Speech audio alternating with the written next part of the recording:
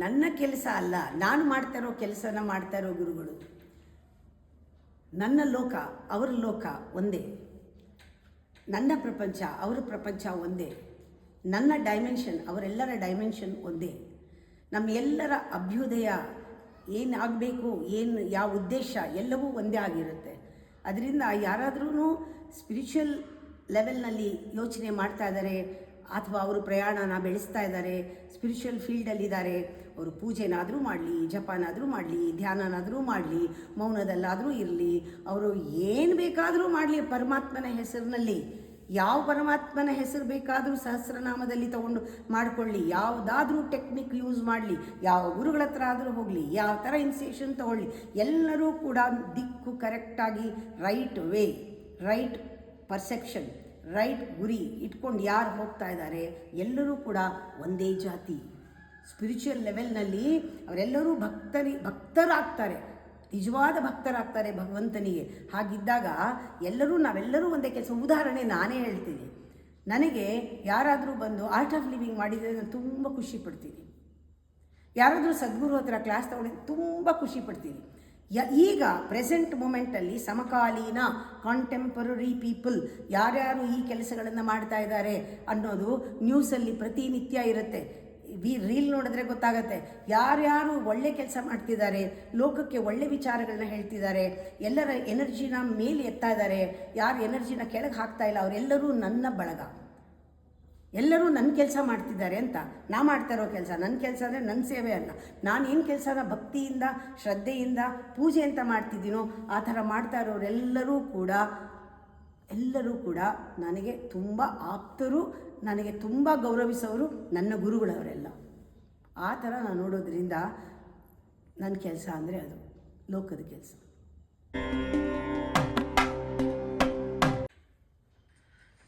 ಬಹಳಷ್ಟು ಮಾತಾಡ್ತಾ ನೀವು ಹೇಳಿದ್ರಿ ನಿಮ್ಮ ಟ್ರಾವೆಲಿಂಗ್ ಬಗ್ಗೆ ಆಗಿರಬಹುದು, ನೀವು ರಾಷ್ಟ್ರ ಸಂಚಾರ ಆಗಿರಬಹುದು, ದೇಶ ಸಂಚಾರ ಆಗಿರಬಹುದು, ಅಂತಾರಾಷ್ಟ್ರೀಯ ಸಂಚಾರಗಳನ್ನು ಮಾಡ್ತಾನೆ ಇರ್ತೀರಾ.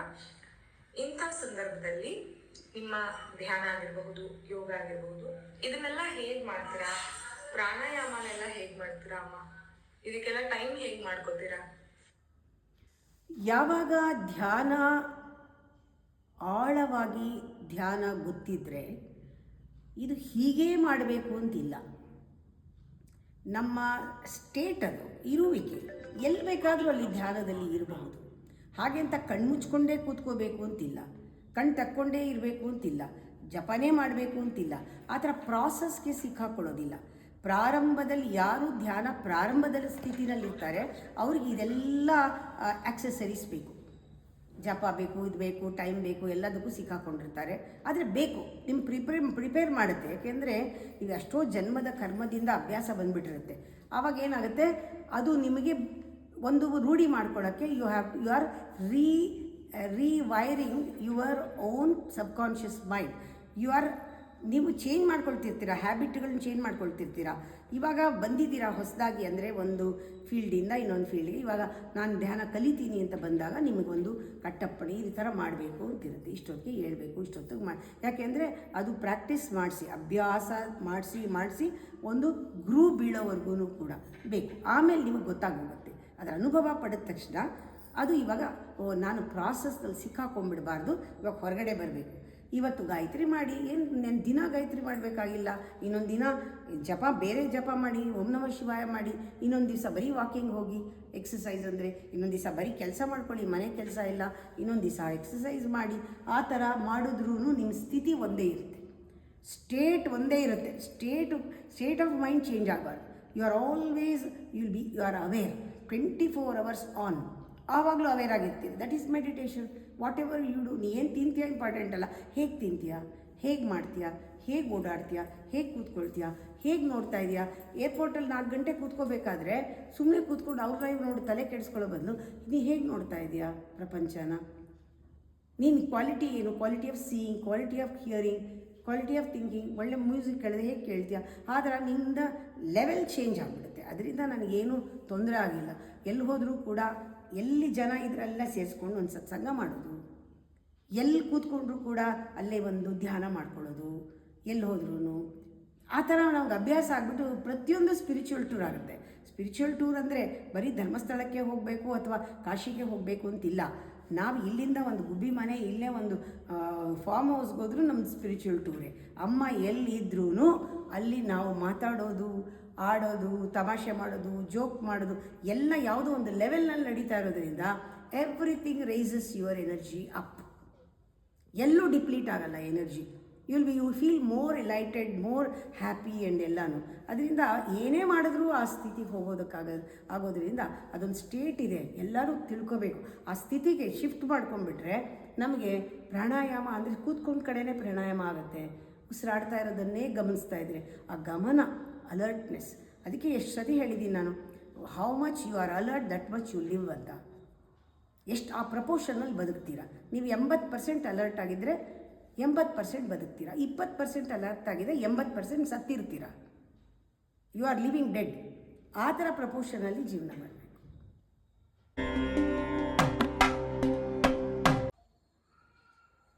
ಅಮ್ಮ, ಬ್ರಾಹ್ಮಣರಿಗೆ ನಿಮ್ಮ ಮಾತು ಏನು?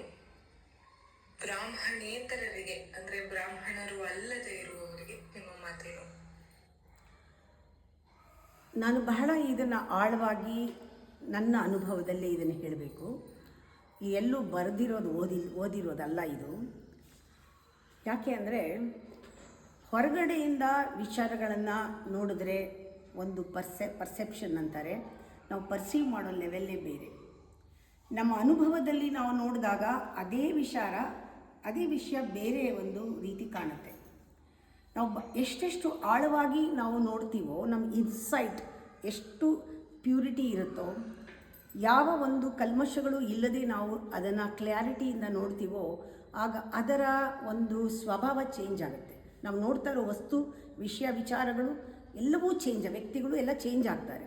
ನಾವು ನೋಡೋದ್ರಲ್ಲೇ ಎಲ್ಲ ಇರೋದು. ಅದರಿಂದ ನಾನು ಯಾವತ್ತೂ ಕೂಡ ಜಾತಿ ಅಂದರೆ ಮನುಷ್ಯನನ್ನು ಡಿವೈಡ್ ಮಾಡೇ ಇಲ್ಲ. ನನಗೆ ಜಾತಿ ಅಂದಾಗ ಕ್ವಾಲಿಟಿ ಅಂತಲೇ ಬರೋದು. ಬ್ರಾಹ್ಮಣ ಅಂದರೆ ಅವನಿಗೊಂದು ಕ್ವಾಲಿಟಿ ಇದೆ. ಆ ಕ್ವಾಲಿಟಿ ಇದೆ, ಸತ್ವ ಸಂಪನ್ನ. ಅವನು ಸತ್ವ ಗುಣ ಜಾಸ್ತಿ ಇದೆ ಕ್ವಾಲಿಟಿನಲ್ಲಿ, ಅವನು ಬ್ರಾಹ್ಮಣ. ಅವನೇ ಅಂತ ಹೇಳಲ್ಲ. ಯಾರಿಗೆ ಸತ್ವ ಸಂಪನ್ನವಾಗಿದೆಯೋ, ಯಾರು ಪ್ಯೂರ್ ಆಗಿದ್ದಾರೋ ಒಳಗಡೆ, ಅವರಿಗೆ ಜ್ಞಾನದ ಮಟ್ಟ ಜಾಸ್ತಿ ಇರುತ್ತೆ. ಅವರು ಸೂಕ್ಷ್ಮವಾಗಿರ್ತಾರೆ, ಅವರು ಗ್ರಹಿಸ್ತಾರೆ. ಅವರು ಪುಸ್ತಕ ಓದ್ದೇನೆ ಅವರಿಗೆ ವೇದ ಉಪನಿಷತ್ತುಗಳು ಅವರಿಗೆ ವರವಾಗಿ ರಿವೀಲ್ ಆಗುತ್ತೆ. ಒಂದು ಸ್ಥಿತಿಲಿ ಇರ್ತಾರೆ ಅವರು.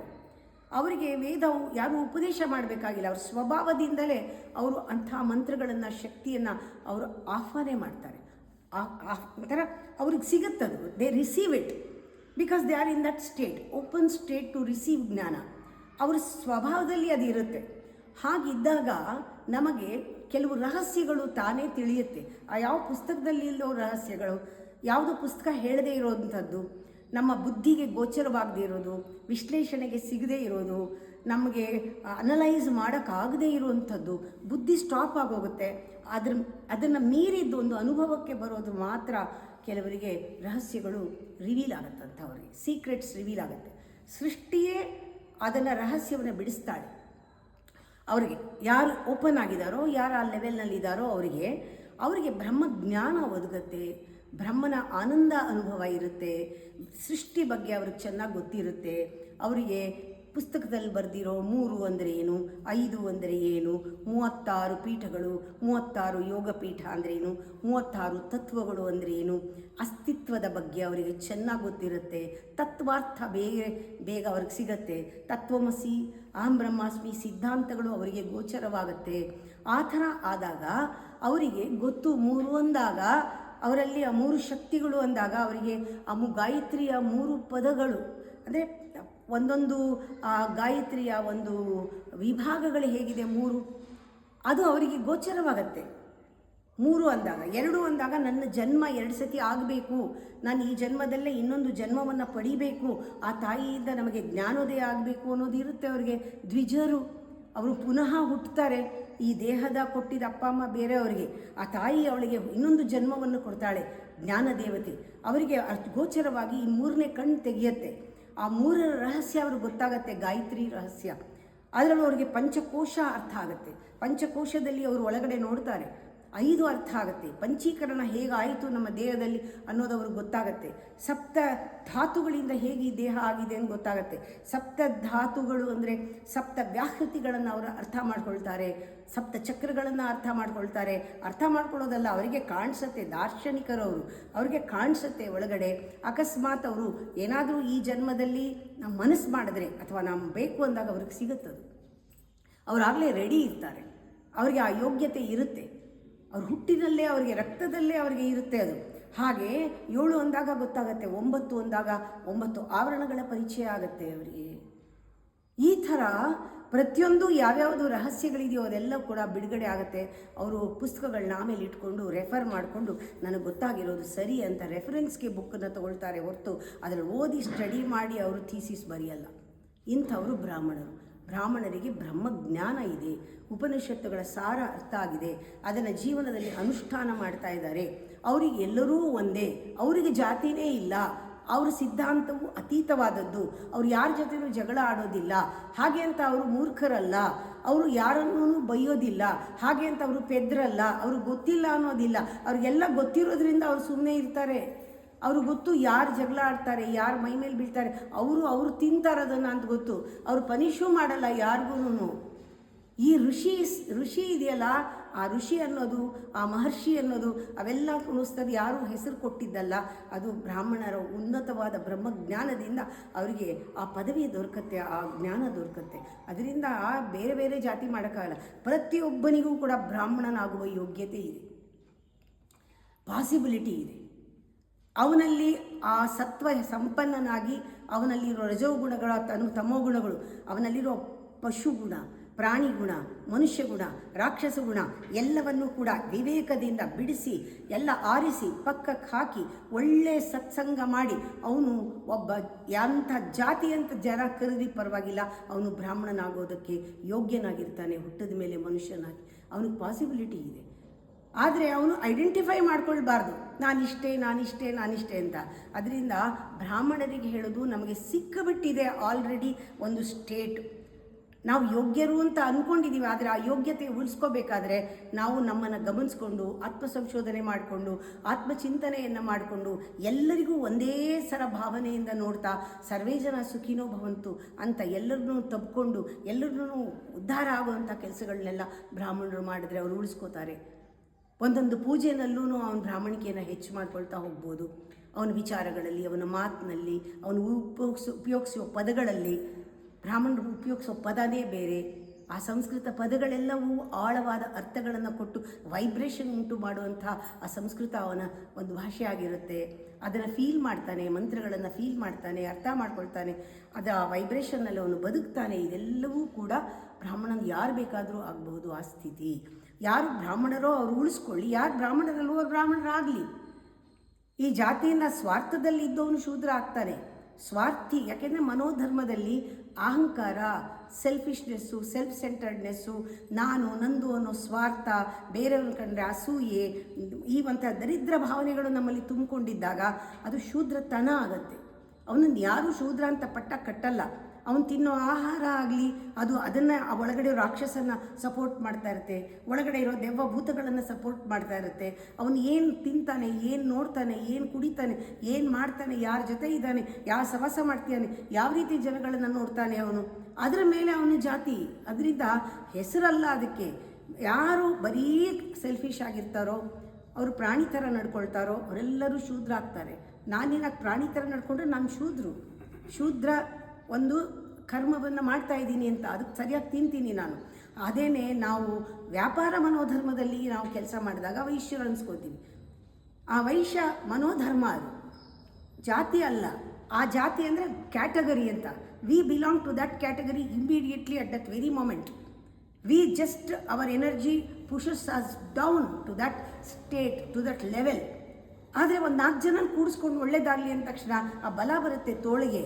ನೀನು ವೀರ ಆಗ್ತೀಯಾ, ನೀನು ಕ್ಷತ್ರಿಯನಾಗ್ಬಿಡ್ತೀಯ. ಅದೇ ಇಷ್ಟು ಗುಂಪಿಂದ ಅಷ್ಟು ಗುಂಪಿಗೆ ಹೋಗಿ ಆವಾಗ ನಿನ್ನ ಕೈಲಿರೋ ಕತ್ತಿ ಬಿದ್ದೋಗುತ್ತೆ, ಪ್ರೀತಿ ಬರುತ್ತೆ. ಆ ಪ್ರೀತಿಯಿಂದ ತಪ್ಕೊಳ್ತೀಯ. ಅದಕ್ಕೆ ನಾನು ಹೇಳೋದು ಜೀಸಸ್ ಬ್ರಾಹ್ಮಣ ಅಂತ. ಯಾರು ನಿಂತ್ಕೊಳ್ತಾರೋ ಎಲ್ಲರಿಗೂ ಅವರು ಬ್ರಾಹ್ಮಣರು. ಯಾಕೆಂದರೆ ಇಡೀ ಪ್ರಪಂಚ ವಿಶ್ವವನ್ನು ಅವ್ರು ತಪ್ಕೊಳ್ತಾರೆ. ಆ ಬ್ರಾಹ್ಮಣ ಅನ್ನೋದು ಒಂದು ಉತ್ತಮವಾದ ಒಂದು ಸ್ಥಿತಿ. ಆ ಥರ ನಾನು ನೋಡೋದ್ರಿಂದ, ನಾನು ನೋಡಿದ್ರಿಂದ, ನಾನು ನೋಡ್ತಾ ಇರೋದ್ರಿಂದ ಪ್ರತಿಯೊಬ್ಬರಿಗೂ ಬ್ರಾಹ್ಮಣರಾಗೋ ಯೋಗ್ಯತೆ ಇದೆ. ಬನ್ನಿ, ಒಳ್ಳೆಯ ಆತ್ಮ ಸಂಶೋಧನೆ ಮಾಡಿ ಬ್ರಾಹ್ಮಣರಾಗಿ ನೀವು ಕ್ವಾಲಿಟಿ ಇಂಪ್ರೂವ್ ಮಾಡ್ಕೊಳ್ಳಿ, ಜೀವನನ ಚೆನ್ನಾಗಿ ಬದುಕಿ, ಸತ್ಯಯುಗ ಸೃಷ್ಟಿ ಮಾಡಿ, ನೀವು ಯಾರನ್ನೂ ಹಾಳು ಮಾಡಬೇಡಿ ಅಂತ ಇದನ್ನೇ ಹೇಳೋದು ನಾನು.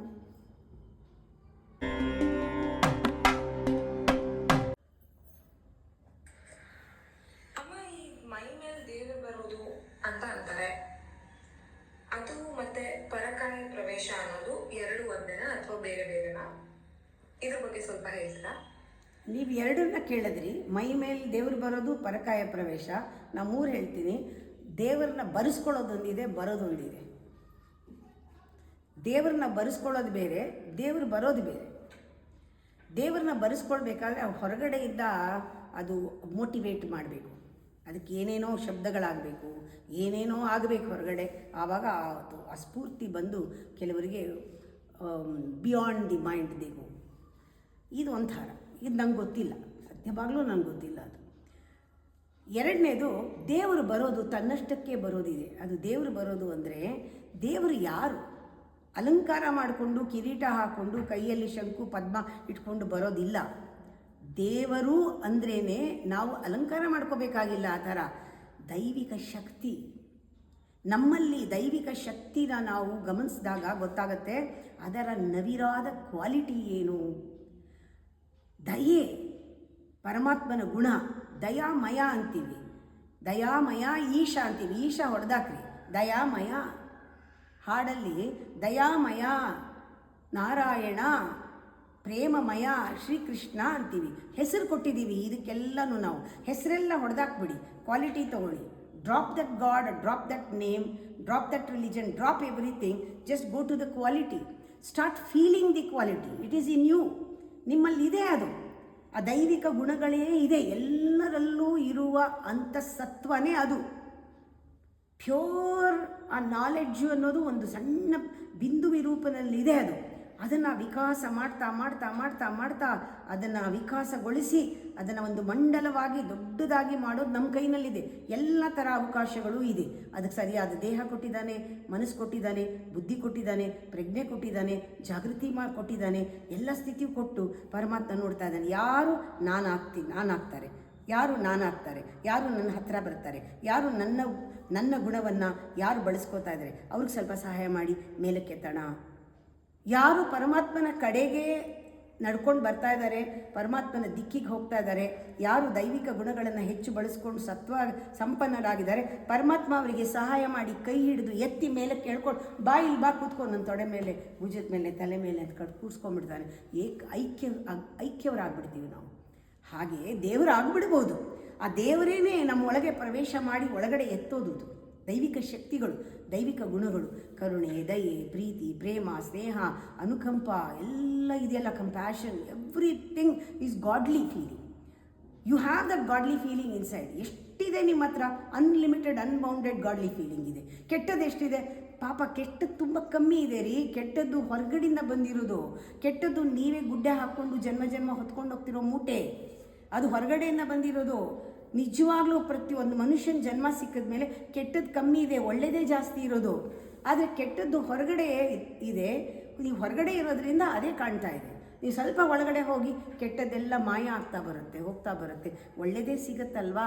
ಅದರಿಂದ ದೇವರು ಬರೋದು ಅಂದರೆ ದೈವಿಕ ಶಕ್ತಿ ನಮ್ಮಲ್ಲಿ ತಾನೇ ಉಗಮವಾಗುವುದು, ಅಥವಾ ಅದು ಅರಳೋದು ಒಳಗಡೆ, ನಿಮ್ಮಲ್ಲಿ ಬೆಳವಣಿಗೆ ಆಗೋದು, ನಿಮ್ಮಲ್ಲಿ ಆ ದೇವರು ಅನ್ನೋದು ನಿಮ್ಮಲ್ಲಿ ಅದು ಉದ್ಭವ ಆಗಿ ಬರುತ್ತೆ.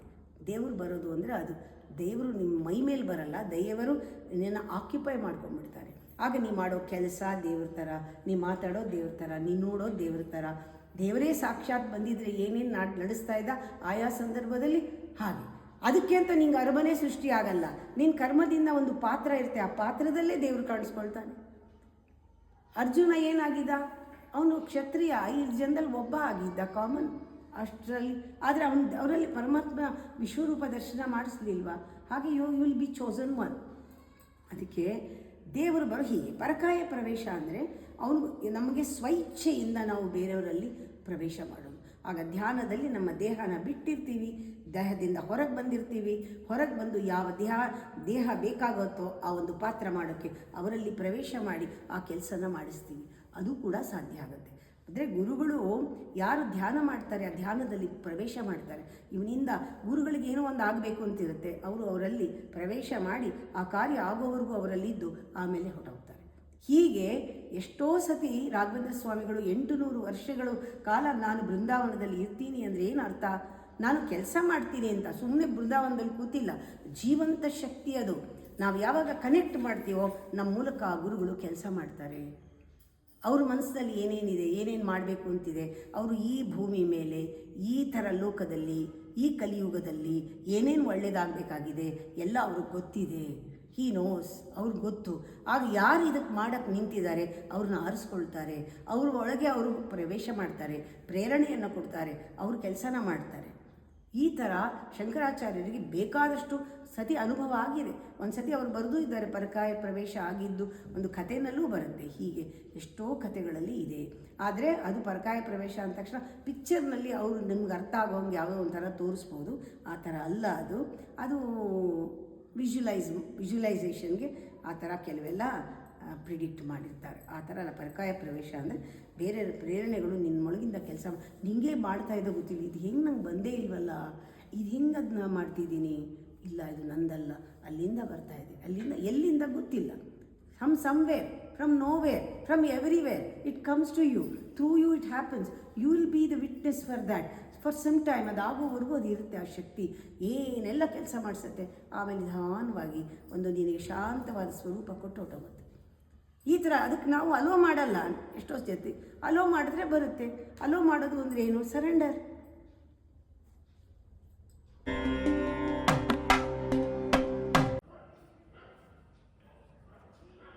ಅಮ್ಮ, ಶಿಷ್ಯರಿಗೂ ಒಬ್ಬೊಬ್ಬರಿಗೆ ಶತ್ರುತ್ವ ಇರುತ್ತಲ್ಲ, ಮಿತ್ರತ್ವ ಯಾಕಿರಲ್ಲ? ಇಷ್ಟು ಜ್ಞಾನವನ್ನ ಪಡೆದುಕೊಂಡ ಮೇಲೂ ಅವರು ಯಾಕೆ ಹೀಗಿರ್ತಾರೆ?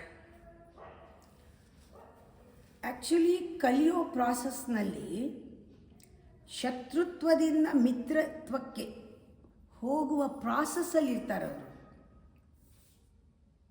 ಅವರಲ್ಲಿ ಅಹಂಕಾರ ಎಲ್ಲಿವರೆಗೂ ಇರುತ್ತೆ ಅದು ಅವರಿಗೆ ಶತ್ರು. ಆ ಅಹಂಕಾರವನ್ನು ಎದುರಿಸೋದ್ರಲ್ಲಿ ಅಹಂಕಾರದ ಜೊತೆ ಅವರು ಡೀಲ್ ಮಾಡ್ತಿರ್ತಾರೆ. ಅಂದರೆ ದಿನ ಬೆಳಗಾದರೆ ಅವರ ಅಹಂಕಾರನ ಅವರೇನೇ ತುಳಿಯೋಕ್ಕೆ ಕಾಳಪಾಡ ಕಷ್ಟಪಡ್ತಿರ್ತಾರೆ.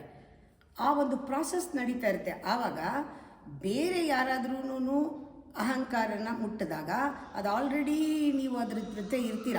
ಇವಾಗ ಫಾರ್ ಎಕ್ಸಾಂಪಲ್ ಕೊಡ್ತೀನಿ, ಅರ್ಥ ಆಗುತ್ತೆ. ನಿಮಗೆ ಒಂದು ವೀಕ್ನೆಸ್ ಇದೆ, ಒಂದು ದುರ್ಬಲತೆ ಇದೆ. ಅದು ಏನು ಅಂದರೆ ನೀವು ಮರೆಯೋದು ಅಥವಾ ಸುಳ್ಳು ಹೇಳೋದು.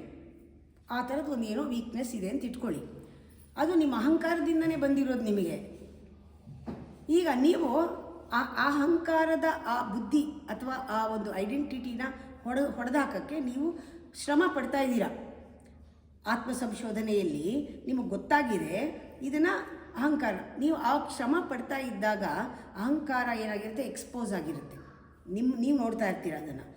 ಬೇರೆಯವರು ಅದು ಒಳಗಡೆ ನಡೀತಾ ಇರುತ್ತೆ ಪ್ರಾಸೆಸ್ಸು. ನಿಮಗೂ ನಿಮ್ಮ ಅಹಂಕಾರಕ್ಕೂ ಒಂದು ಕಾನ್ಫ್ಲಿಕ್ಟ್ ನಡೀತಾ ಇರುತ್ತೆ. ಯಾರೋ ಬಂದು ನಿಮ್ಮಲ್ಲಿರೋ ವೀಕ್ನೆಸ್ನ ಎತ್ತಿ ಆಡಿದ್ರೆ ಅಥವಾ ಬೇರೆಯವರಲ್ಲೂ ನೀವು ಅದೇ ವೀಕ್ನೆಸ್ನ ನೋಡಿದ್ರೆ ಅವ್ರನ್ನ ಕಂಡ್ರೆ ನಿಮಗೆ ಕೋಪ ಬರುತ್ತೆ.